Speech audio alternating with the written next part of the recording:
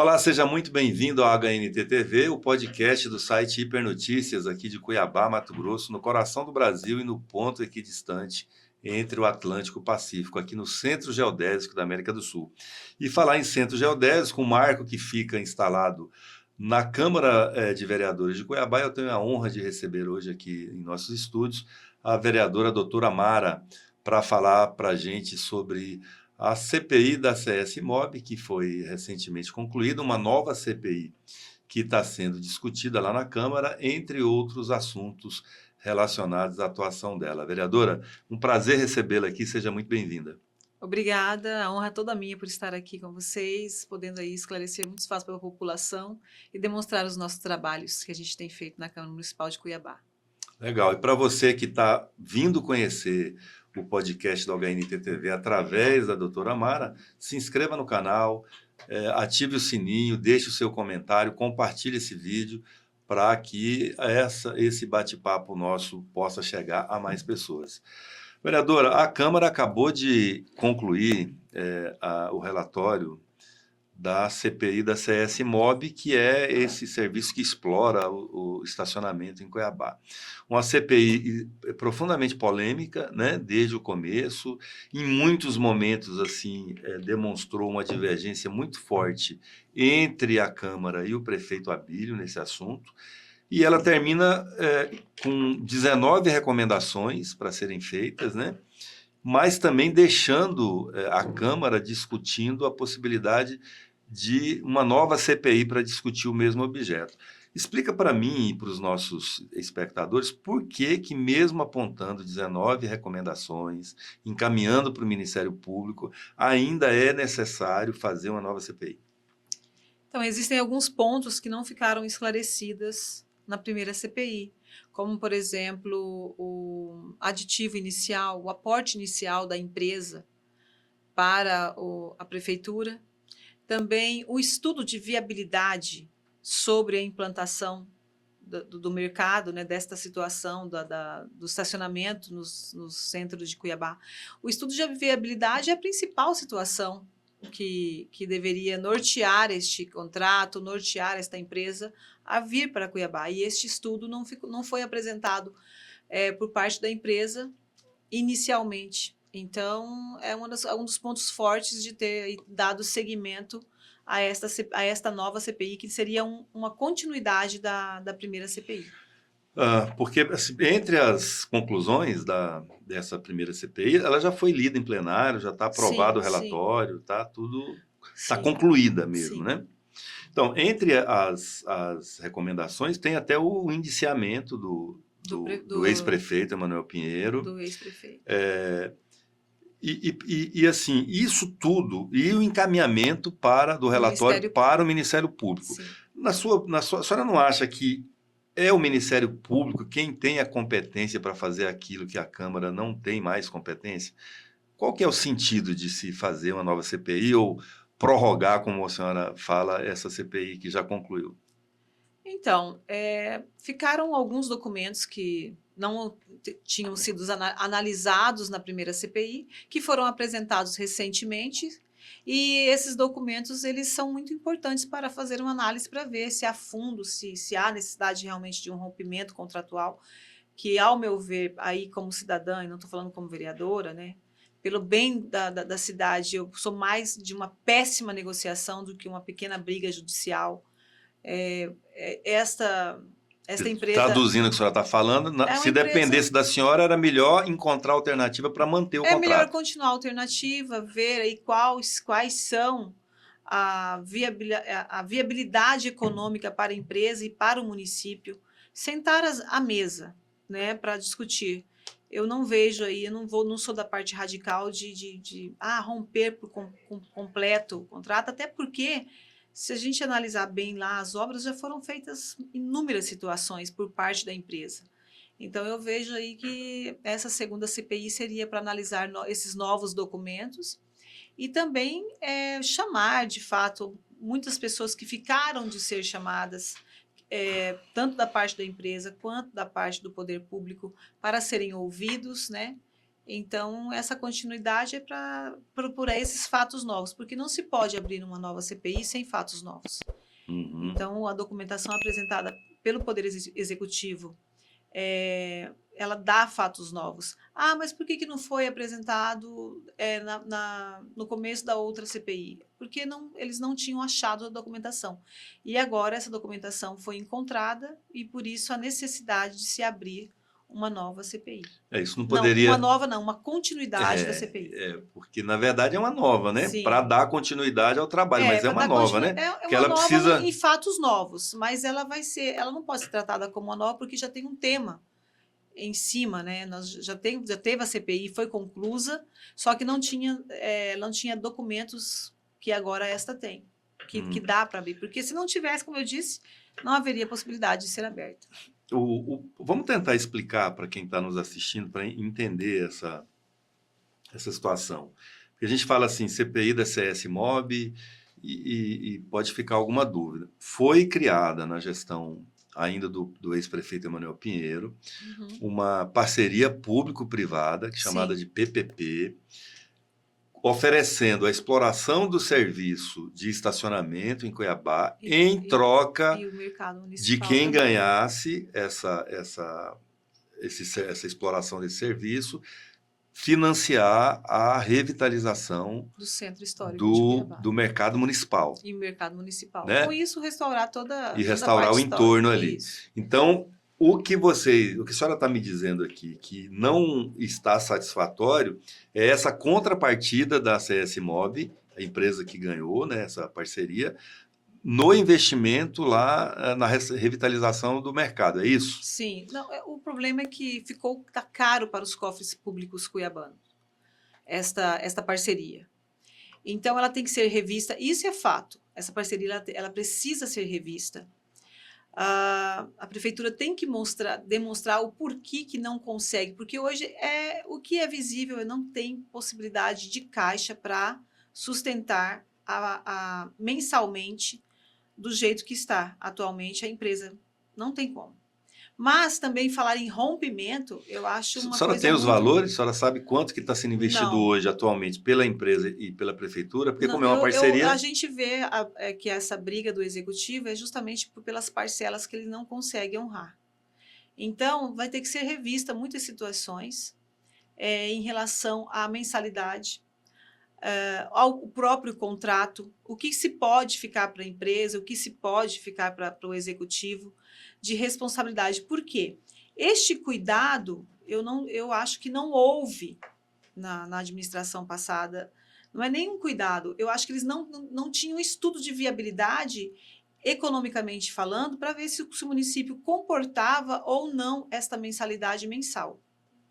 E também é uma oportunidade para o município provar que ele não consegue. A CPI é para isso. Tanto pela parte da concessionária, né, que teve aí que ganhou essa licitação, como por parte do município, para demonstrar realmente, olha, eu não consigo, que é o que é a briga hoje. O executivo fala que não consegue manter este contrato da forma que está, e a empresa alega que sim, que está no contrato, que tem que cumprir.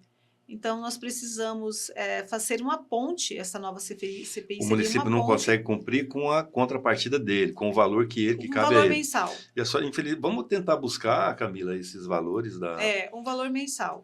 Que deveriam estar sendo praticados e colocar aqui na tela para os nossos espectadores ficarem bem informados, né, sobre esses valores. Esses valores. E agora, a senhora toca num outro assunto, a gente saindo desse assunto aqui, provisoriamente, assim, um parênteses, né, nesse assunto da CPI, que é essa insolvência financeira alegada pelo prefeito Abílio Buranini. Nós já estamos no mês de outubro, então, assim, já praticamente acabou o ano, e é a segunda vez que o prefeito fala em decretação de um decreto de calamidade financeira. E isso não é algo muito comum, inclusive nós publicamos uma reportagem especial no fim de semana, com a repercussão desse fato no Brasil inteiro por duas razões. A primeira razão é que o Brasil enxerga Cuiabá como a capital do agro brasileiro, ou seja, um dos estados e das capitais mais ricas do país. Então, eles estranham quando ouvem lá dizer que a capital do agro está com crise, falência financeira. E o segundo é pelas recusas sistemáticas do prefeito em procurar auxílio financeiro do governo federal por questões meramente ideológicas. Como é que a vereadora doutora Mara avalia essas calamidades? Isso é fato? De fato, o município de Cuiabá está quebrado? Ou isso é argumento político para o prefeito continuar hypando aí na internet, para usar uma linguagem do momento? Bom, eu não posso falar pelo executivo. Eu vou falar pela parte que a gente, como vereador, a gente procura fiscalizar e analisa muito a situação, em que sentido que a prefeitura ela está com essa dificuldade financeira. Quando começou aí o ano, a gente sabe aí das entradas do IPTU, né, que é aquela que dá o boom na prefeitura. Só que tiveram dívidas que ele teve que saldar de imediato, praticamente 320 milhões da gestão passada. Coisas que já eram de obrigatoriedade, que não poderiam deixar de ser pagas. Então, inicialmente teve aquele boom, né, mas o município teve queda na arrecadação por conta que a Secretaria de Meio Ambiente, que é uma das responsáveis, uma das principais arrecadadoras, economicamente falando, para a prefeitura, ela teve mudanças. E com essas mudanças, a implantação do alvará autodeclaratório, houve uma infinidade de situações que fizeram que a arrecadação parasse, baixasse, por conta de estar sendo feitos esses ajustes. E com isso, a prefeitura sentiu a arrecadação. É isso o que a gente vê. Às vezes, o prefeito pode explicar melhor onde está aí a queda das arrecadações e tudo mais. Ele fez algumas renúncias fiscais também, né? Outra situação é o inchaço da máquina pública. Cuiabá, como toda a capital, e como todo o Brasil, se não tomar providências em relação ao inchaço da máquina, isso não estou falando em relação a cortes de pessoal, não tem nada a ver com isso. Mas analisar, tem prédios muito tempo alugados que não está necessitando, ou alguma outra coisa, tem que desinchar a máquina. Se não desinchar a máquina, ou seja, a arrecadação ela é menor do que ela gasta. E isso vai tendo uma continuidade, vai se levando ano a ano, e uma hora explode. Como, por exemplo, agora a situação da insalubridade. Vem se arrastando há 20 anos. Chega uma hora que o Ministério Público quer uma resposta. E agora chegou num limite que não tem como continuar. Né? Então, a casa, quando ela precisa ser organizada, ela sente uns baques. Tanto na área da construção civil, como eu disse, das MADs, que caiu muito a arrecadação por essa melhoria que está por vir, como também a mudança do governo que faz com que automaticamente façam novas mudanças, e isso deixou o município um pouco sensível em relação às economias que estavam vindo aí já com o pessoal que estava todo treinado, aí foi dispensado muitas pessoas.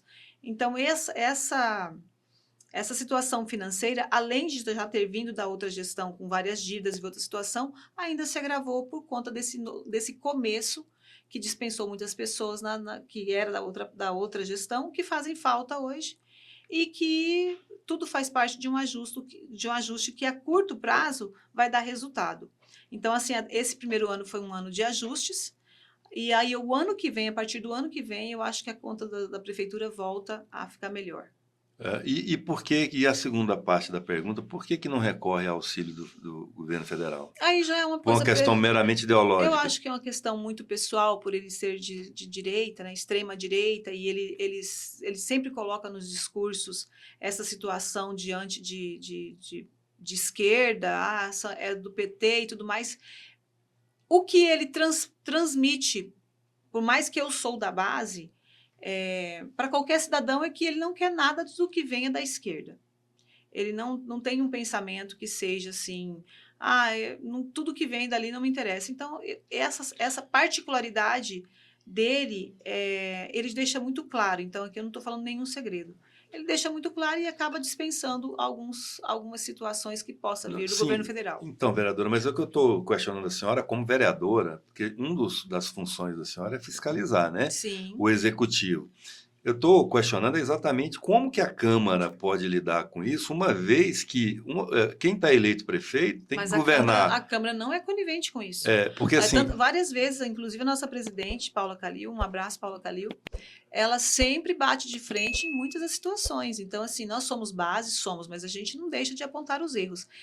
Agora, o poder da caneta é do executivo, em relação mas a muitas sobre esse aspecto situações. do prefeito, porque isso é uma questão, assim, é um A gente, papel a gente, institucional a dele como gente, a prefeito. gente, enquanto parlamentar, nós fiscalizamos, mostramos os caminhos, ou também, às vezes, a gente fala onde tem uma determinada situação que precisa de um recurso. Mas quem tem o poder de decisão inteiramente do prefeito. Então, nós Mas a acabamos. consequência da população, né? Então, assim, a Sim, consequência de um prefeito que se preocupa mais em ter visualização num post na internet do que em efetivamente resolver um problema, a consequência disso é uma gestão que é ruim para as pessoas. E aí a mas Câmara, ele. como mediadora disso, como é que é? Essa que é a Olha, pergunta, né? nós já demonstramos assim, inúmeras as vezes, as questões que ele pode ver de outras situações. Uma coisa é a gente mostrar, outra coisa é nós impormos. Nós não podemos impor a ele uma situação que é pessoal do prefeito. E ele foi eleito e é muito popular em todas as classes da sociedade. Ele vai analisar isso com o tempo, se ele vai crescer com essa atitude dele ou se ele vai diminuir. Porque se você bater pesquisa hoje, a população concorda com ele. Se você. Eu tiro isso porque muitas vezes eu faço algumas situações no meu WhatsApp, eu tenho o quê? 16 mil seguidores, 15 mil, é 70%. E o meu público é um público de classe, de todas as classes.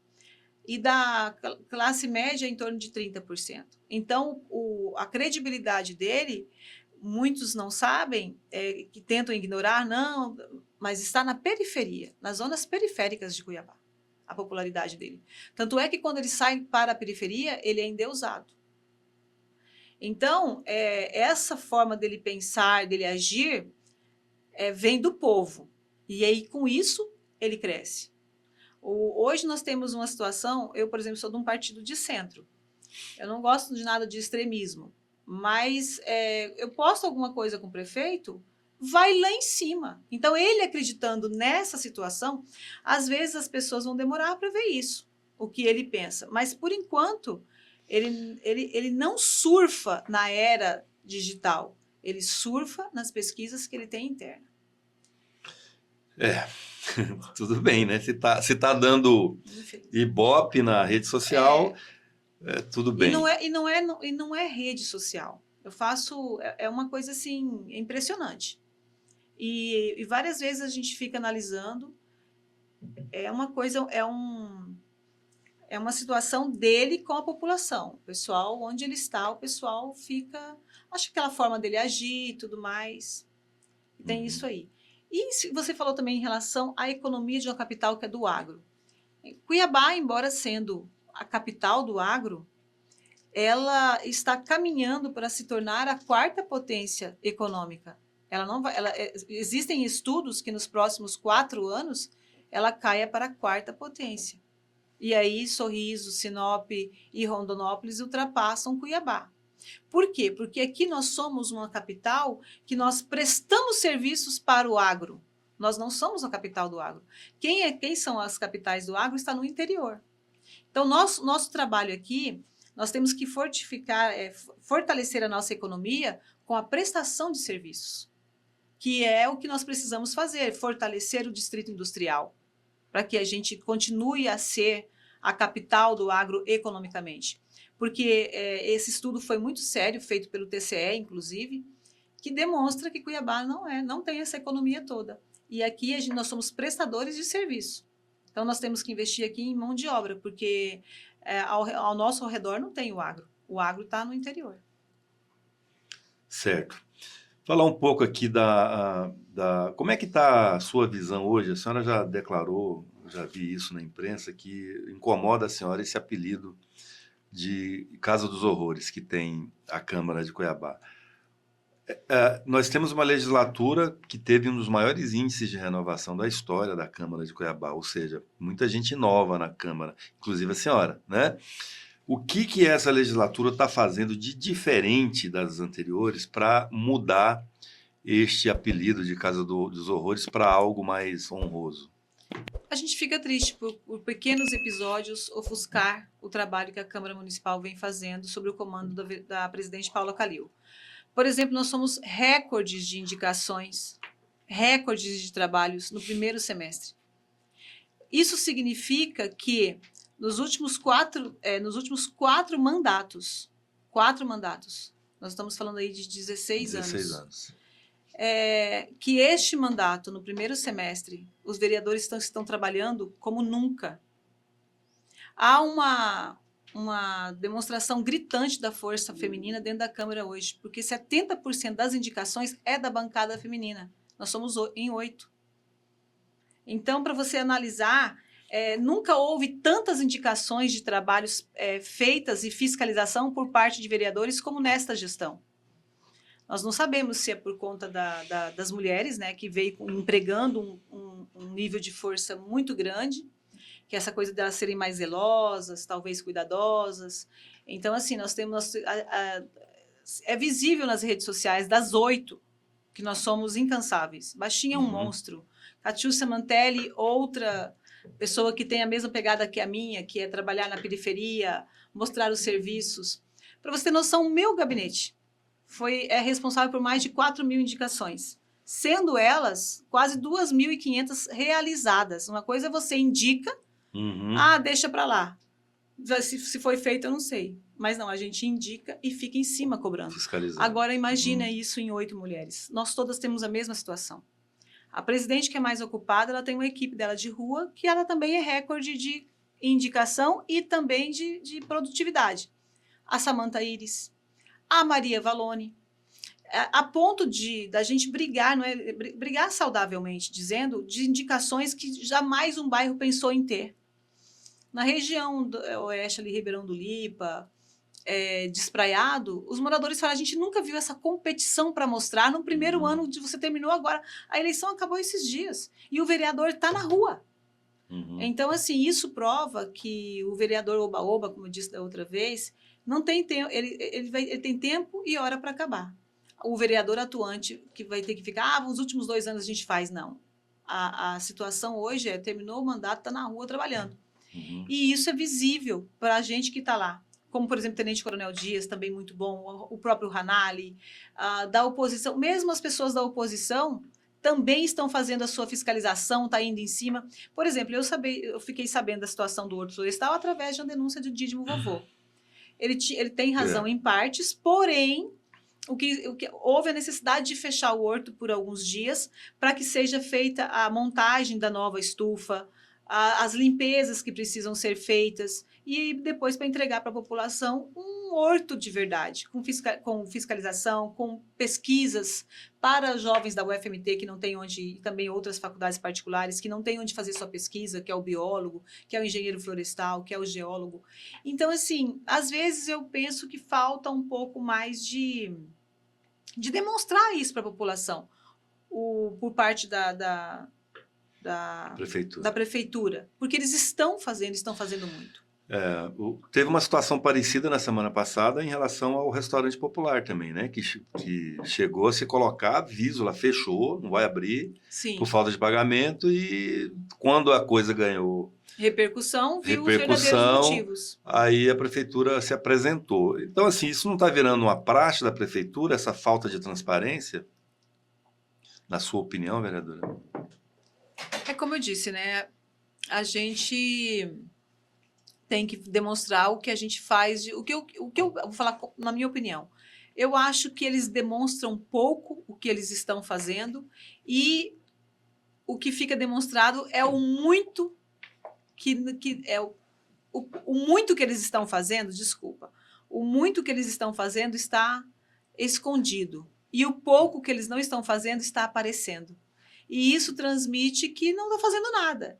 E se você analisar hoje, mais de 150 mil buracos tapados de um caos que estava Cuiabá, é muito, é muito. Não é pouco não Sem para falar organização. nos 100 mil que a Águas Cuiabá está fazendo agora, né? Ela está tampando bastante, mas ela Só tá tampando o que fazendo ela tá muito fazendo. buraco, né? Tá fazendo muito buraco, mas ela tem uma coisa boa. Eu fiquei analisando.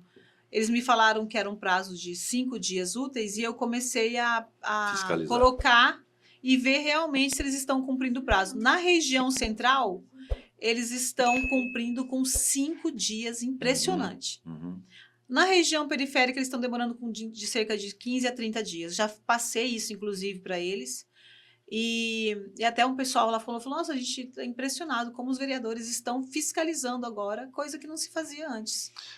Vereadora, sobre essa questão dos buracos, assim, nós temos o buraco vem em razão de obra, que é uma coisa boa.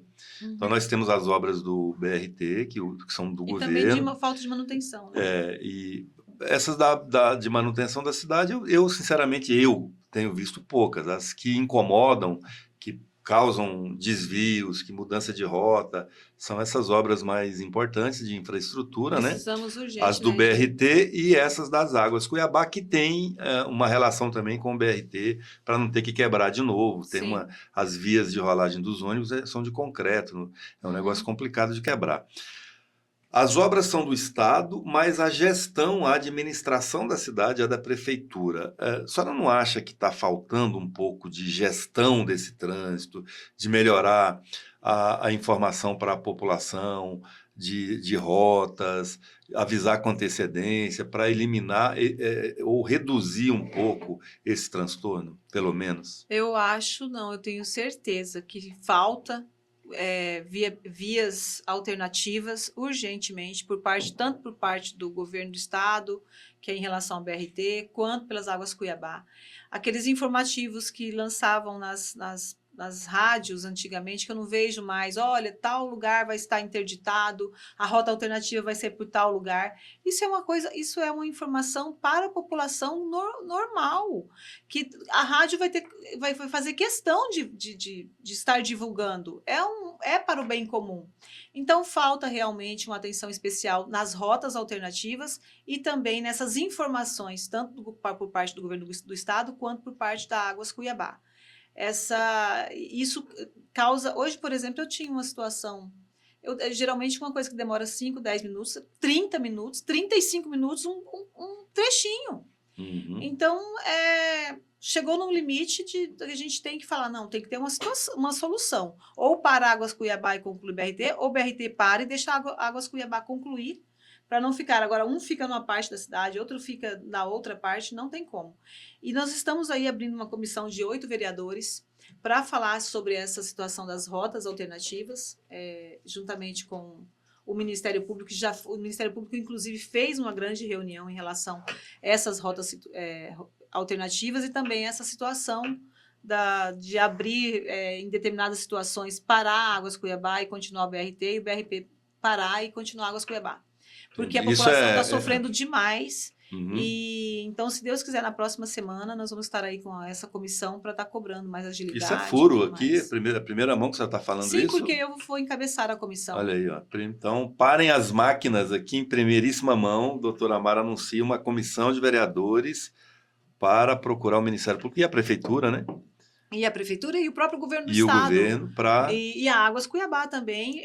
A nossa reivindicação principal agora é para as águas a situação das Águas Cuiabá, que elas estão abrindo dentro do centro, que não tem correlação com o BRT, para que sejam suspensas em 2, 3 meses, para que sejam concluídas as obras do BRT, e posteriormente ela volta. Ela pode abrir... Sincronizar, né, essa agenda. Sincronizar, porque está complicado. Bom. Parabéns. Voltando ainda nessa coisa da Casa dos Horrores, eu não posso deixar de perguntar de 2 acontecimentos recentes. Um da vereadora Baixinha, que soltou lá uns palavrões bem pavorosos numa sessão, tem 2 semanas isso. E na semana seguinte, quando todo mundo achou que já estava voltando ao normal, teve lá um arranca-rabo entre o Tenente Coronel Dias Foi na mesma sessão. Foi na mesma sessão? Foi. Tenente Coronel Dias e o Chico 2000... chamando pra porrada, um negócio assim de moleque de bairro, né? Como é que melhora a imagem da Câmara com esse tipo de comportamento? Diz aí a senhora que também é advogada. Então, essa foi lamentável essa situação, mas é como eu disse, né? Nós estamos trabalhando tanto e essas situações acabam ofuscando o nosso trabalho, que não está sendo fácil no sentido de que é o que a população parece que enxerga, né? São as coisas desagradáveis, as coisas boas, a população acaba não enxergando por conta desse tipo de atitude. Mas foi um lamentável episódio, a sessão estava suspensa. Nós temos que deixar, porque se ela não tivesse suspensa, caberia todos os recursos éticos em relação a essa discussão entre o Tenente Coronel Dias e o Chico O 2000. Tenente Coronel chegou a pedir a abertura de comissão de ética para o Chico, mas então já foi descartado. Ele pediu, ainda está no Em sistema, análise. em análise, mas como a sessão estava suspensa, Então foi fora da sessão. não tem como a gente pegar e falar em acionar o Conselho de Ética, né? Nem quebra de decoro. Tó, mais um furo aqui nessa entrevista. Estou gostando dessa entrevista hoje, hein, doutora Mara? Mais um furo, então, que provavelmente o pedido de abertura de comissão processante contra o Chico 2000 não será aceito porque a sessão estava suspensa. Mas assim, cabe, se não tiver na sessão, pode sair no braço, que está tudo bem? Está no parlamento, né? Quando você está... Se ela estivesse aberta a sessão, era uma situação completamente diferente. Mas como ali não passou dos dois indivíduos, não houve uma generalização. Não chegaram às vias de fato também, né? As vias de fato e tudo mais, até por conta... Porque o Tenente Coronel amarelou, né? Porque o baixinho do Chico 2000... Não vou usar essa palavra, amarelou. Ele foi muito tranquilo. Ele olhou para cima, assim, na bolita do olho do Tenente Coronel Dias, e ele falou, não, esse baixinho tá muito bravo, não vou não. É verdade, mas assim... Eu tô falando assim, com todo respeito ao Chico 2000. Não, claro, depois também eles acabaram, tenho certeza que... Já se acertaram? A parte emocional do equilíbrio rege depois da situação. Prevaleceu, e ânimo, né? acalma os ânimos entre os pares.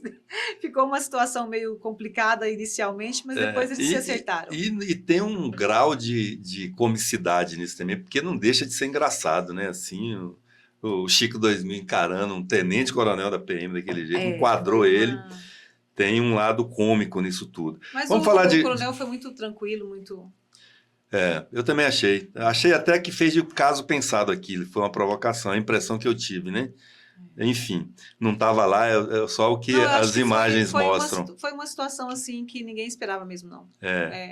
Vamos falar de coisa boa, vereadora. A senhora tem um projeto chamado Rede Verde. A senhora é o seu lado ambientalista, o seu lado bióloga, né? Sim. O que é? Fala para a gente, explica aí, para a gente poder concluir essa entrevista falando de um assunto positivo. Então, o Rede Verde surgiu quando eu era universitária de biologia, quase 30 anos atrás. E desde então eu planto muita árvore, né? Até as pessoas me questionam sobre o plano diretor, se eu não vou aguardar um novo plano diretor para a gente estar fazendo esse plantio, mas eu planto com muita consciência, eu planto em corredores verdes, eu planto em avenidas que não têm possibilidade de serem interditadas, né? A gente planta em APPs e a gente tem uma missão aí de devolver o título de Cidade Verde para Cuiabá. Foi uma das minhas promessas de campanha. Nós sabemos que o déficit de árvores em Cuiabá chega a quase 1 milhão de árvores, que é a cobertura vegetal, né, que ela deixou de ter, porque Cuiabá cresceu muito e esparramada. E com isso houve muito desmate e essas árvores elas não foram repostas. Então há uma necessidade gritante aí de nós voltarmos. Uma que nossa cidade é extremamente quente, né? Uhum. E então a gente precisa aí mobilizar as pessoas. A gente já plantou do início, foram mais de 6 mil mudas plantadas e distribuídas. A gente planta muda com muita consciência. Nós não plantamos árvores com raízes invasoras e nem estranguladoras. É uma coisa que faço questão de sempre falar para as pessoas. Você está plantando desordenadamente? Jamais. Nós plantamos pata de vacas, plantamos os ipês, plantamos os jacarandás, que são árvores que não possuem aí, não estragam como as outras, né? Como uma mangueira, como um ficus, por exemplo, que destrói tudo, a rede de esgoto para buscar água, né? Entendi. E aonde que a senhora produz essas mudas? Olha, nos meus parceiros é o próprio Horto Florestal, a Empaer, um abraço, Empaer, vocês estão me fazendo muita falta. E muitos outros parceiros da iniciativa privada que nos dão essas mudas aí. Por que a Empaer está E fazendo falta para a senhora? porque fechou a unidade de Várzea Grande.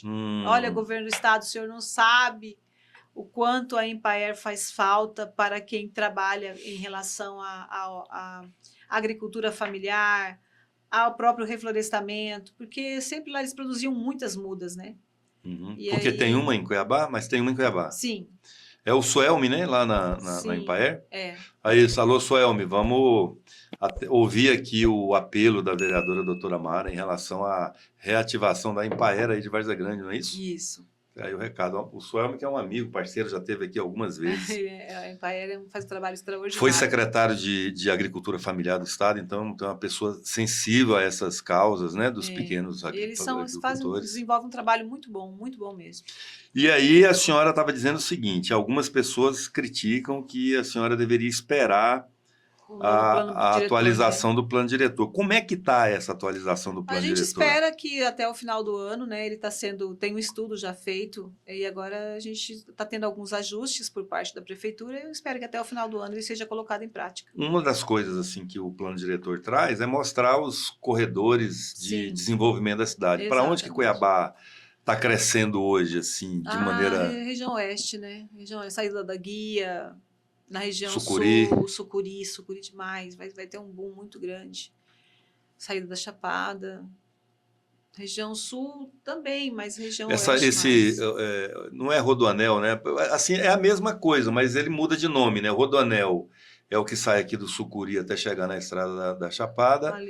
Ali E da no Chapada, Novo Mato Grosso, né? No é, Parque Novo Mato Grosso. isso, e da estrada da Chapada Até o Chapéu do Sol, já é, Várzea Grande. não, no É sentido, uma das rotas, né? então, mas assim, o que eu estou perguntando para a senhora é o nome da estrada da Chapada até o Sim, Sucuri é Rodoanel. Rodoanel. Mas da Estrada da Chapada para o Cochipó, aí já é, contorno oeste. Contorno Mas é a leste. mesma via, Contorno com leste. 2 nomes, é isso? Você sabe que eu vou te dar uma informação que eu não, se eu vou te passar alguma coisa errada aqui, por isso que eu não vou saber. Mas eu sei que indo para o Osmar Cabral, Pedra 90, é contorno leste, né? É o Uhum. contorno. E aqui É Rodoanel, porque a impressão que eu tenho é que é a mesma via, porque assim, com nomes diferentes. O Rodoanel é da época do ex-prefeito Wilson Santos, Sim. né? Uhum. E o contorno leste da agora já do Emanuel Pinheiro. Eu acho que é uma continuidade os dois. Tá bom, fica aí já algo para a senhora investigar Sim, vou também investigar lá. e da próxima vez eu trago com muito carinho, porque é um assunto que eu gosto muito. Pronto. Desse desenvolvimento da nossa cidade. Conversei aqui com essa vereadora, doutora Mara, uma simpatia de pessoa. Já teve aqui de uma outra vez, nós tivemos um problema técnico e a entrevista acabou não podendo ir para o ar. Dessa vez, tudo certo, né, equipe? Tudo certo. Tudo certo. A entrevista vai para o ar com assuntos assim relevantes, com pelo menos 2 furos de reportagem aqui.